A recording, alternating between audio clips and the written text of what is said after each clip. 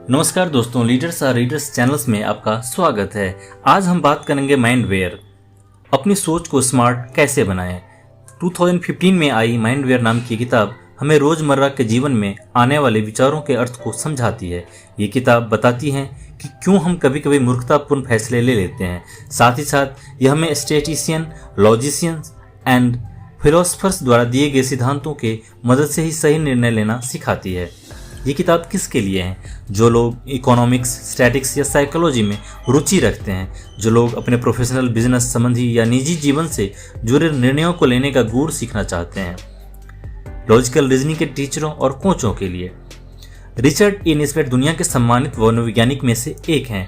मनोविज्ञान के क्षेत्र में अपने योगदान के लिए वो अमेरिकन साइकोलॉजिकल एसोसिएशन द्वारा विशिष्ट मनोवैज्ञानिक अवार्ड प्राप्त कर चुके हैं। इसके साथ साथ उन्हें कई अन्य राष्ट्रीय और अंतर्राष्ट्रीय पुरस्कारों से भी सम्मानित किया गया है।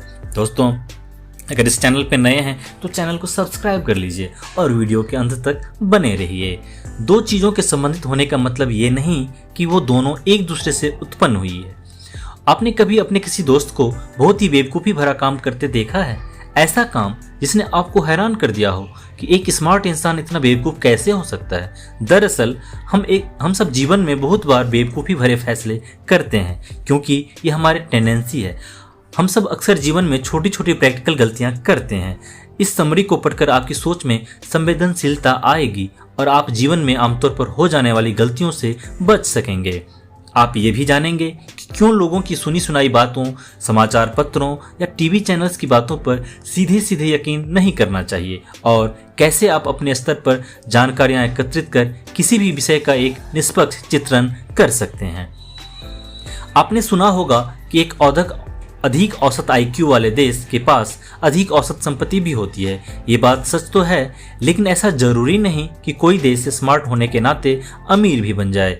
जब भी कोई दो बातें एक साथ होती है तो ये मान लेना बहुत ही आसान होता है कि एक के कारण दूसरे की उत्पत्ति हुई है, खासतौर पर जब वो किसी ऐसी चीज की पुष्टि करती हो जो हमारे पहले से बनी धारणाओं के अनुकूल हो।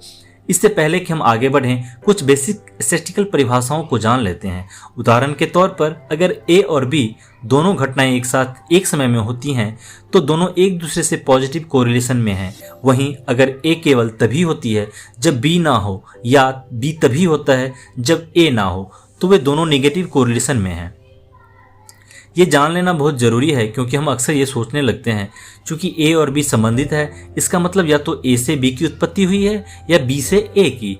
जैसे कि हम उदाहरण के तौर पर एक वैज्ञानिक शोध से सिद्ध बात को ही लेते हैं, जिसमें देखा गया है कि जो लोग मंदिर जाते हैं उन लोगों की औसत आयु उन लोगों से ज़्यादा होती है जो कि नहीं जाते हैं। इस बातों को सुनकर आप आसानी से ये मान लेंगे कि भगवान में आस्था रखने से आयु बढ़ जाती है, जबकि असल में ऐसा नहीं है। चूंकि मंदिर जाना और अधिक आयु का होना दोनों बातें एक साथ देखी गई है, इसलिए हमारे दिमाग में चित्रण कर लिया कि मंदिर जाने से आयु बढ़ती है। दो संबंधित घटनाओं को एक दूसरे का कारण मानने से कई बार हमसे बहुत बड़ी गलती भी हो सकती है। जैसे कि 1950 के दशक में गर्मियों के मौसम में पोलियो के केस बहुत बढ़ गए। साथ ही ये भी देखा गया कि उन दिनों आइसक्रीम का उपयोग भी बढ़ गया। तो क्या आइसक्रीम की बिक्री पर रोक लगा के हम पोलियो की रोकथाम कर लेंगे? नहीं, आइसक्रीम और पोलियो का कोई लेना देना ही नहीं है। चूंकि गर्मी में स्विमिंग पूल का भी इस्तेमाल ज़्यादा होता है, इसलिए असल में बीमारी तो यहाँ से फैली। अगर हम पहले वाले उदाहरण को एक अलग एंगल से देखें तो हमें समझ आएगा कि एक संपन्न देश में स्वास्थ्य और शिक्षा रूपी मूलभूत सेवाएं पर्याप्त होती हैं, इसलिए वहाँ के लोगों का औसत IQ ज़्यादा होती है। दिमाग हमेशा उन सबूतों को पक्ष लेता है जो हमारी इमेजिनेशन से मेल खाता है। हर इंसान खुद को एक निष्पक्ष, बुद्धिमान और सही फैसले लेने में सक्षम व्यक्ति समझता है। वो मानता है कि उसे आसानी से बहकाया नहीं जा सकता, लेकिन असल में ज़्यादातर हमारा दिमाग फैसले लेते समय शॉर्टकट का तरीका अपनाता है और ये बात हमारे निर्णयों को बहुत प्रभावित करता है। केवल कुछ लक्षण देखकर कई बार हम दो चीज़ों को संबंधित मान लेते हैं, जबकि कई बार उनका एक दूसरे से कोई लेना देना नहीं होता। हम ऐसा इसलिए करते हैं क्योंकि हम चीज़ों और उनके लक्षणों को एक दूसरे से जुड़ा हुआ मानते हैं। जैसे जेनेटल्स को हम हमेशा सेक्सुअलिटी से जोड़कर देखते हैं और हथियारों को हमेशा आक्रामकता का संकेत मानते हैं। इसलिए एक व्यक्ति को हाथ में बंदूक देखते ही हम उसे खतरे के रूप में देखने लगेंगे, भले वो बेचारा बस एक म्यूजियम का अटेंडेंट हो जो उस बंदूक को टांगने के लिए जा रहा था।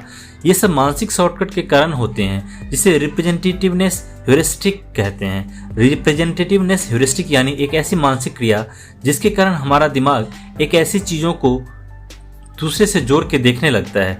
दिमाग के इस शॉर्टकट के कारण अच्छे मनोवैज्ञानिक भी गुमराह हो जाते हैं। उदाहरण के लिए मनोवैज्ञानिकों पर हुए एक शोध को लेते हैं, जिसके तहत उन्हें कुछ मनगढ़ंत पेशेंट के कार्ड दिए गए, जिसमें पेशेंट की जानकारी के साथ साथ इंक ब्लॉक टेस्ट में उनके द्वारा दी गई प्रतिक्रिया भी लिखी हुई थी। इन कार्ड्स के हिसाब से कुछ पेशेंट्स ने इंक ब्लॉक टेस्ट में जननांगों को देखा। अब इस बात को सुनते ही ज्यादातर लोग ये मान लेंगे कि उन रोगियों को कोई ना कोई यौन समस्या होगी। ठीक ऐसे मनोवैज्ञानिक के साथ भी हुआ, वो भी ऐसा ही अनुमान लगाने लगे। शोधकर्ताओं ने कार्ड्स में हेराफेरी कर कुछ ऐसी रिपोर्ट्स लिखी थी जो साफ दर्शाती थी कि जिन पेशेंट्स ने जननांग देखे उन्हें कई यौन समस्या नहीं हो सकती, लेकिन इस बात को नज़रअंदाज करके ज़्यादातर मनोवैज्ञानिक ने उन पेशेंट्स के समूह को यौन समस्या से ही जोड़कर देखा। कई बार हम पहले से ही मन में दो चीज़ों के संबंध को सोच कर बैठे होते हैं, इसलिए तथ्यों पर भी ध्यान नहीं देते। जैसे इस उदाहरण में जब मनोवैज्ञानिक को ये बताया गया कि यौन रोगों के होने और जननांगों के इंक ब्लॉक टेस्ट में दिखने के बीच नेगेटिव कोरिलेशन है, फिर भी वो मानने को तैयार नहीं थे, क्योंकि उनके अनुसार उनका अनुभव पॉजिटिव कोरिलेशन की तरफ इशारा करता है। असल में तो उन दोनों घटनाओं के बीच कोई संबंध था ही नहीं, और अगर मनोवैज्ञानिक गहराई से विचार करते तो उनका अनुभव भी यही कहता, लेकिन रिप्रेजेंटेटिवनेस ह्यूरिस्टिक के कारण उन्हें बस वही केस याद जिसमें उनका ये अनुमान सही निकला था। अगली बात यह है कि इंसान रिस्क लेने से इतना डरता है कि कई बार उससे होने वाले फायदे को भी नज़रअंदाज कर देता है। मान लीजिए एक व्यक्ति आपके पास आकर एक दाव खेलने का प्रस्ताव रखता है। वो सिक्का उछाल कर कहता है कि हेड आया तो आप $122 जीते और टेल आया तो $100 हारे। सौदा तो बहुत अच्छा है, लेकिन क्या आप मान लेंगे? ज़्यादा संभावना है कि आप दावे नहीं खेलेंगे, क्योंकि लोगों में कुछ खो देने का डर कुछ पा लेने की कोशिश से कहीं ज़्यादा होता है। Economist cut from here 1 2 3 start 1 2 3। ज़्यादा संभावना है कि आप दाव नहीं खेलेंगे, क्योंकि लोगों में कुछ खो देने का डर कुछ पा लेने की कोशिश से कहीं ज़्यादा होता है। इकोनॉमिस्ट ऐसे लॉस एवर्सन कहते हैं। बहुत से अध्ययन ये दर्शाते हैं कि अगर नुकसान के जरा से भी संभावना हो तो लोग रिस्क लेने से डरते हैं, भले ही उसमें कितना भी फायदा हो, क्योंकि ज़्यादातर लोगों के लिए नुकसान का गम फायदे की खुशी से बढ़कर होता है। एग्जाम्पल के लिए एक अध्ययन में ऊपर बताई सिक्के वाली डील लोगों के सामने रखी गई, पर ज़्यादातर पार्टिसिपेंट ने अच्छी डील होने के बावजूद भी उसमें हिस्सा लेने से मना कर दिया। वो तब तक शर्त में हिस्सा लेने के लिए नहीं माने जब तक कि जीती हुई राशि $200 यानी हारने वाली राशि से दुगुनी नहीं कर दी गई। शायद दुगुनी राशि ने उन्हें दुविधा को पार कर रिस्क लेने के साहस दिया। पर केवल लॉस एवर्सन ही नहीं है जो कि हमारे निर्णयों को प्रभावित करता है। ऐसी ही एक चीज़ है एंडोमेंट इफेक्ट, यानी लोग उन चीज़ों को ज़्यादा कीमती समझते हैं जो उनके पास है। इसे साबित करने के लिए एक अध्ययन किया गया, जिसमें एक क्लास के अधिक लोगों को एक कॉफ़ी मग दिया गया और आधों को नहीं। जिनके पास मग नहीं था उनको पूछा गया कि वो कितने में खरीदेंगे, और जिनके पास था उनसे पूछा गया कि वो उनसे कितने में बेचेंगे। उसके परिणाम जान के आप हैरान हो जाएंगे कि जिनके पास मग था उनके हिसाब से उसकी कीमत जिनके पास नहीं था उनके द्वारा बताई कीमतों से दुगुनी थी। इस बात से हम समझ सकते हैं किस चीज़ की हमारे पास होने से उसकी कीमत हमारी नज़रों में बढ़ जाती है। इसका मतलब है कि हमारा निर्णय लेने का तरीका सही नहीं है। अब आगे के अध्यायों में हम जानेंगे कि आप अपने निर्णय लेने की क्षमता को कैसे सुधार सकते हैं। मीडिया की सुनी सुनाई बातों मानने के बजाय आप अपने स्तर पर जानकारियां इकट्ठा करें। आज के युग में मीडिया हमारे जीवन में बहुत बड़ी भूमिका निभाने लगा है। हम अपने कई छोटे बड़े निर्णयों के लिए मीडिया द्वारा दी गई जानकारी पर निर्भर करते हैं, लेकिन किस पर भरोसा किया जाए ये बता पाना काफ़ी मुश्किल है। उदाहरण के तौर पर मान लीजिए अपनी टीवी पर किसी विशेषज्ञ को यह कहते सुना कि छोटे बच्चों को कीटाणुओं से दूर रखना चाहिए, तो बस क्या आप उसकी बातें सुनकर मान लेंगे? नहीं। लेकिन अपने बच्चे पर कोई एक्सपेरिमेंट करके भी तो नहीं देख सकते। तो आखिर ऐसी दुविधा में क्या करें? ऐसे में आप अपने सवाल से जुड़े टॉपिक पर की गई रिसर्च की जानकारियाँ इकट्ठा करें। कोशिश करें कि वो रिसर्च अलग अलग परिवेश में किया गया हो और अलग अलग लोगों पर आधारित हो, क्योंकि इससे उस जानकारी की विश्वसनीयता बढ़ती है। ऐसा करते हुए आप एक सही और विश्वसनीय जानकारी इकट्ठा करते हैं। जैसे छोटे बच्चों को कीटाणुओं से दूर रखना चाहिए या नहीं, इस बात के बारे में जानकारी इकट्ठा करते समय आपको कुछ ऐसे अध्ययन मिलेंगे जैसे ईस्ट जर्मनी के लोगों को वेस्ट जर्मनी के लोगों की तुलना में कम एलर्जी होती है, वहीं रूस के लोगों को फिनलैंड के लोगों से कम एलर्जी होती है, और गांव में रहने वालों को शहर में रहने वालों की तुलना में कम एलर्जी होती है। इतनी सारी जानकारियां इकट्ठा करने के बाद बारी आती है किसी नतीजे पर पहुंचने की। उसके लिए आपको ये समझना होगा कि अगर एलर्जी कम है तो क्यों कम है, क्या कारण है, और ये सारे अध्ययन आपके सवाल से किस प्रकार जुड़े हैं। मामले की तह तक जाने पर आप समझ पाएंगे कि ईस्ट जर्मनी और फिनलैंड में वेस्ट जर्मनी और रूस के मुकाबले साफ सफाई ज़्यादा है, इसलिए वो कीटाणुओं के संपर्क में ज़्यादा नहीं आते हैं। उसी तरह की शहर की तुलना में गांव के लोग भी कीटाणुओं के संपर्क में ज़्यादा आते हैं। इससे हम ये नतीजा निकाल सकते हैं कि हम कीटाणुओं के संपर्क में जितना ज़्यादा आएंगे उतना ही एलर्जी और ऑटो इम्यून बीमारियां होने की संभावना कम होगी। इसलिए नतीजा ये निकला कि अपने बच्चों को कीटाणुओं से बिल्कुल पूरी तरह बचा कर रखना उल्टा उनकी सेहत के लिए नुकसानदायक है। अगली बात यह है कि लॉजिक के नियमों को अपनाकर आप गलत निर्णय लेने से बच सकते हैं। क्या किसी राजनेता की बातें सुनकर आपको हैरानी हुई है कि आखिर ये साबित क्या करना चाहते हैं?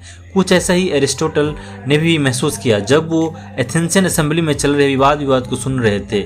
इसलिए लोगों के तर्क को परखने के लिए दार्शनिक एरिस्टोटल ने तर्क के सिद्धांत यानी प्रिंसिपल ऑफ रीजनिंग की खोज की। यही प्रिंसिपल ऑफ रीजनिंग आगे चलकर फॉर्मल लॉजिक का आधार बना। यह तरीका आज भी उतना ही उपयोगी है जितना पुराने ग्रीस के दिनों में था। फॉर्मल लॉजिक कुछ ऐसे काम करता है कि अगर आधार 1 और आधार 2 सच हैं तो उसका निष्कर्ष भी सच होगा। उदाहरण के तौर पर स्पैम ईमेल को ले लें, जो ज़्यादातर हमारे कुछ ऐसे रोचक विषयों के साथ होते हैं, जैसे 10 लाख रुपये कमाने के आसान तरीके। अब इसमें देखा जाए तो 2 आधार हैं। पहले कि इसे भेजने वाले को 10 लाख कमाने का कोई आसान तरीका पता है, और दूसरा आधार के अगर उसे ये तरीका पता है तो खुद इसका इस्तेमाल करने के बजाय अनजान लोगों को ईमेल भेजने में अपना समय क्यों बर्बाद कर रहा है। आधार 1 और आधार 2 एक दूसरे के विपरीत है, इसलिए दोनों सच नहीं हो सकता, तो इनका निष्कर्ष भी सत्य नहीं है। इसलिए हम कह सकते हैं कि लॉजिक के सिद्धांत हमारे दिमाग से बाहरी दुनिया की धारणाओं और कल्पनाओं को पर्दा हटाकर एक निष्पक्ष निर्णय लेने में हमारी मदद करता है।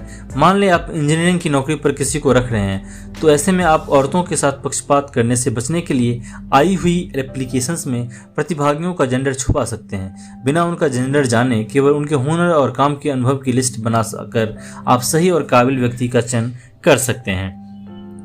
तो कुल मिलाकर दोस्तों, हर इंसान अच्छे निर्णय लेने में सक्षम बनना चाहते हैं, लेकिन कुछ अनदेखी आदतें हमें अक्सर सही दिशा में सोचने से रोक देती है। लेकिन लॉजिक के सिद्धांतों का इस्तेमाल करते हुए हम बेकार के पूर्वानुमानों से बचकर सही फैसला ले सकते हैं। ओग्जाम रेजर के प्रयोग से आप सरल समाधान ढूंढ सकते हैं। कभी कभी हम ऐसी परिस्थितियों का सामना करना पड़ता है जिसमें एक से अधिक थ्योरी सही होती है। यह समझ पाना मुश्किल होता है कि किस पर भरोसा करना चाहिए। ऐसे में आप ओकम रेजन के तरीके का इस्तेमाल कर सकते हैं, जिसका नाम फ्रैंसिस्कन फ्रायर विलियम ऑफ ओकम के नाम पर रखा गया है। इसके अनुसार हमेशा हमें सबसे आसान थ्योरी को चुनना चाहिए, क्योंकि आसान थ्योरी को परखना आसान होता है, वहीं दूसरी ओर कठिन थ्योरी और उससे जुड़े प्रमाणों को समझ पाना बहुत मुश्किल होती है। और वीडियो के अंत तक बने रहने के लिए आप सभी का आभार, धन्यवाद। दोस्तों, ये वीडियो कैसी लगी कमेंट बॉक्स में हमें ज़रूर बताएं।